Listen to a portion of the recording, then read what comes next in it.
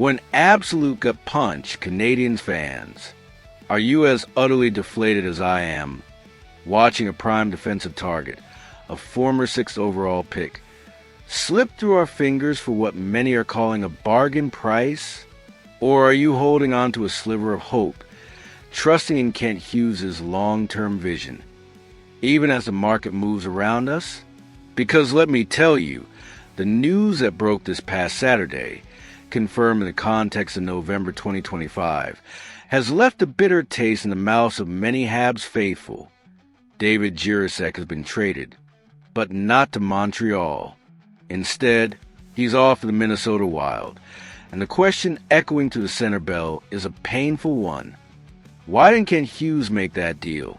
David Jiricek, the 6th overall pick in the 2022 draft, the very same draft class as our own Uri Slavkovsky, seemed like the perfect reclamation project for the Canadiens. Young, a right-shot defenseman, with ideal size at 6 feet 3 inches and an elite offensive ceiling. He checked every single box for Montreal's needs. Yet, he's now a member of the Wild, acquired for a package that many analysts are already labeling as steal. This isn't just a missed opportunity. It feels like a crucial moment where we stood still while a rival made a move that could define their blue line for years. To truly understand the frustration, we need to dissect the cost.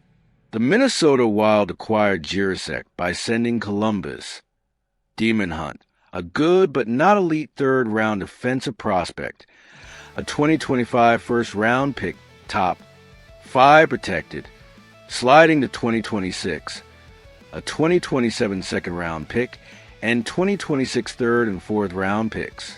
Minnesota also received a 5th-round pick back.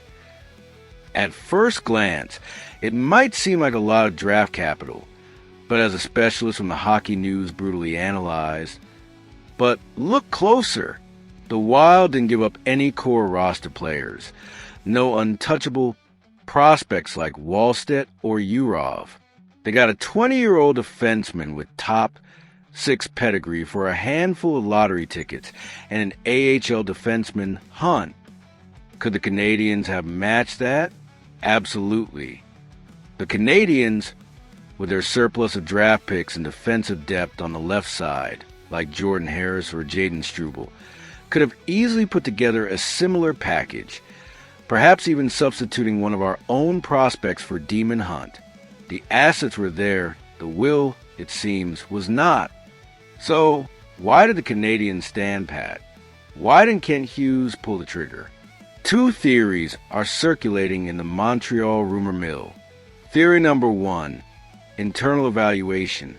The article suggests that the Canadiens organization is definitely higher on Logan Mailloux and David Reinbacher than they would be on Jiricek. Perhaps Montreal scouts saw the same defensive and skating flaws that led to Jiricek being a repeated healthy scratch in Columbus. Hughes might have decided that spending a first-round pick wasn't worth it for a player who could be redundant with Reinbacher, especially given our existing right-shot defensive prospects. Theory number 2, the price was too rich. While it might seem cheap for a potential top 6 defenseman, giving up a first-round pick, even if it's a 2025 pick projected to be late from Florida/Calgary, is always a risk. Hughes has been surgical in his acquisitions.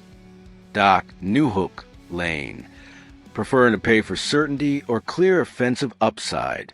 Jiricek, with only 1 point in 6 games this season and struggles in the AHL, is a bigger unknown, a project that might not fit the immediate timeline. The pain of this missed opportunity is deeply tactical. Jiricek would have been the ideal partner for Lane Hutson or returning Caden goal in the future.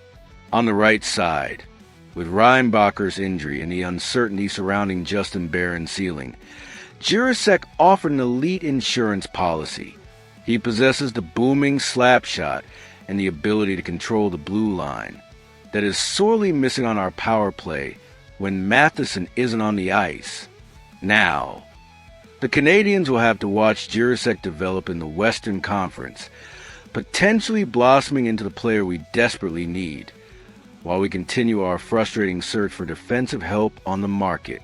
The trade of David Jiricek to the Minnesota Wild will undoubtedly be remembered as a sliding doors moment for Canadiens.